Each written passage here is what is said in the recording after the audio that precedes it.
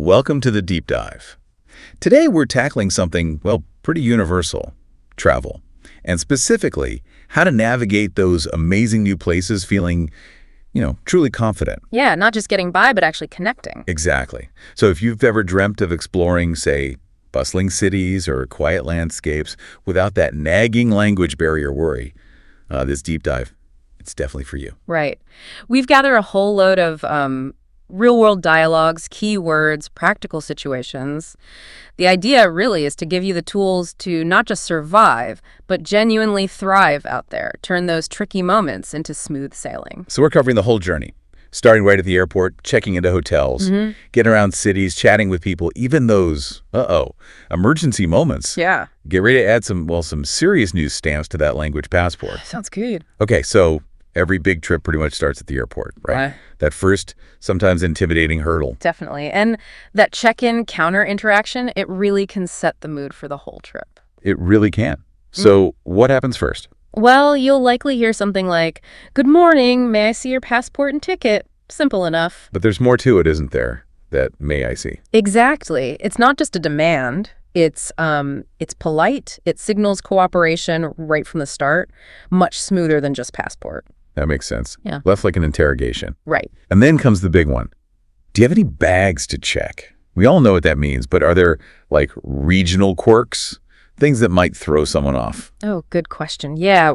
While bags to check is pretty standard, you might hear hold luggage, maybe more in the UK. Hold luggage, okay. Or you might see checked baggage written down. It all means the same thing, the bag's going in the cargo hold. Right. Under the plane? But hearing a slightly different term, in a busy airport, it can make you pause for a second. So knowing those little variations helps you stay sort of flexible. Keeps things moving. Good tip. Okay, so you've checked in, you've flown maybe across several time zones, and then you face our word of the day. Yes, jet lag. That's Jetlag. We all know it means feeling wiped out, kind of foggy after a long flight. Right. Tired. Grumpy, maybe. Yeah, but the really interesting thing, it's not just physical. Jet lag can genuinely mess with your brain power. Like making quick decisions, understanding stuff, even remembering simple words. Wow, okay. So it's more than just needing a coffee. Definitely. That's why having those emergency phrases we'll talk about later, absolutely memorized, not just vaguely known, is so important. Your brain might not be firing on all cylinders. That's a really crucial point. I can see how someone might totally misread a map or fumble with money if they're properly jet lagged. Exactly. So saying something like, "Oh man, I landed in New York yesterday and the jet lag's real," sums up that disorientation perfectly. It's a shared experience. Okay, let's move on to making conversations sound, less like reading from a script. We found 4 idioms that are great for travelers. First one, hit the road. Yeah, hit the road.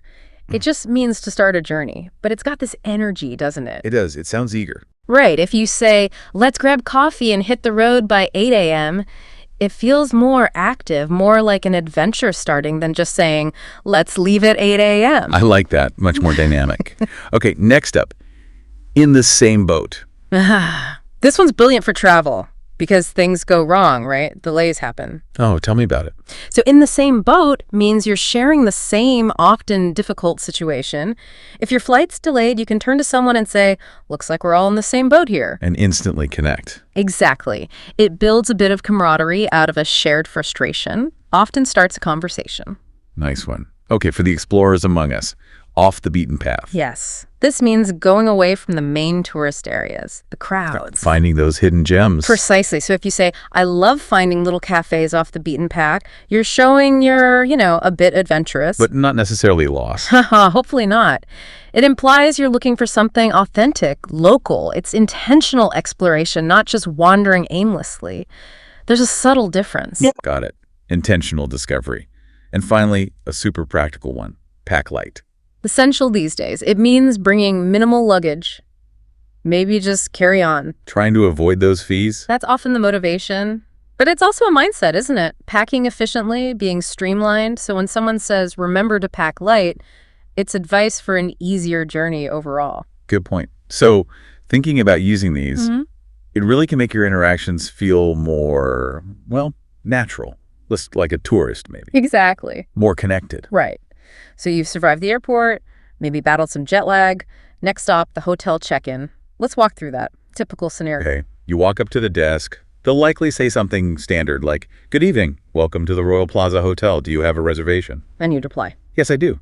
It's under the name J. Malik. I booked a double room for 2 nights." Something clear like that. Okay. Then the admin stuff. Right. Lovely. "May I have your passport, please? And a credit card for incidentals." Incidentals. Okay, let's pause there. That phrase can confuse people. It's not just for raiding the minibar, right? What else could it cover? That's a great question. Yeah, minibar is classic. But incidentals can be room service, laundry, maybe pay-per-view movies. Ah, Or even if you arrange a late checkout, that might go on there. It's basically a pre-approval for any extras you might charge to the room. good to know. So back to the dialogue. You hand over the cards, maybe ask. Of course.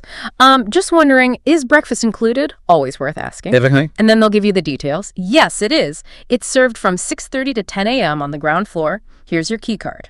You're in room 512 on the 5th floor. The lift or elevator is just over there on the right. Enjoy your stay. And speaking of key cards, they're not foolproof, are they? No, not always. They can get demagnetized near phones Nice. or just be temperamental. So knowing how to say politely, "Excuse me, my key card isn't working." That's actually a really useful phrase. Absolutely. Saves you that awkward moment standing outside your door after a long day. Okay, settled in. Time to explore. Getting around a new city. That can be daunting. Let's cover some key phrases for transport. Taxis first. Sure, you flag one down or get in at a rank. A simple, "Hi, could you take me to the British Museum, please?" works perfectly. Clear destination. What might the driver ask back? They might offer an option. Sure thing. Do you want the fastest route or the scenic route? Good to know the difference. Usually fastest is best. Often, yeah. So you'd say, "Fastest, please." And then it's smart to ask, "How long will it probably take?" Just to get an idea. Right. And they'll give you an estimate, about 15 minutes, traffic permitting, or something like that. What if it's not a famous landmark? Yeah. Just like a specific restaurant. Good point. For big places, the name is fine. For smaller spots, having the street address, maybe even ready on your phone map, is really helpful. Avoids confusion. Makes sense. Okay, buses or subways? Different questions there. Yeah. If you're in London, a classic is, "Where can I buy an Oyster card?" Or in New York, on the subway platform, "Excuse me, does this train go uptown?"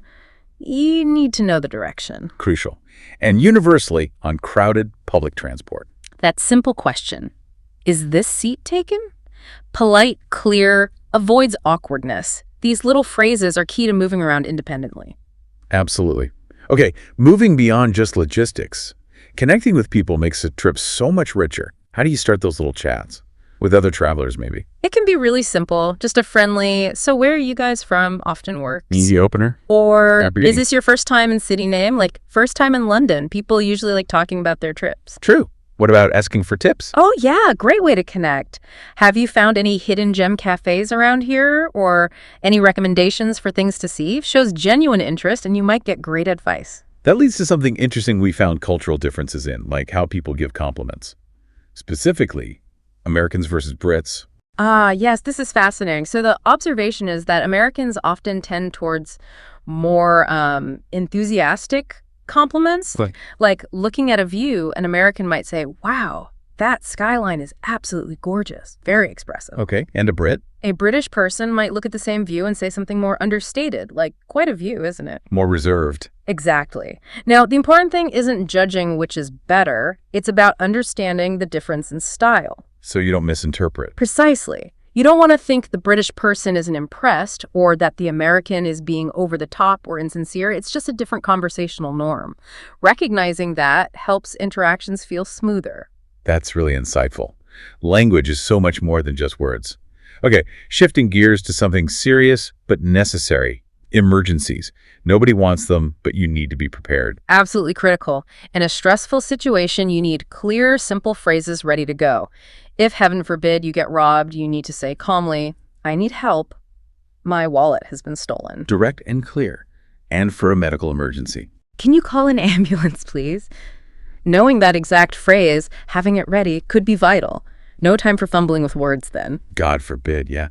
What about less critical but still urgent things? Finding help, like asking where is the nearest pharmacy, or maybe needing a doctor. An allergy's super important. Yes. Being able to state clearly, "I am allergic to," peanuts or whatever it is. Maybe have it written down, too, on an allergy card. Clarity is paramount for safety. So true. Okay, related to asking for help, we got a great liner question. How do I sound polite when I have to ask a local for directions? This brings us to the famous politeness sandwich, right? Exactly. It's such a simple but effective technique. It's all about adding softeners. So how does it work? You start with a polite opener, something like, excuse me, or sorry to bother you, but that acknowledges you're interrupting them. Okay, first slice of bread. Right.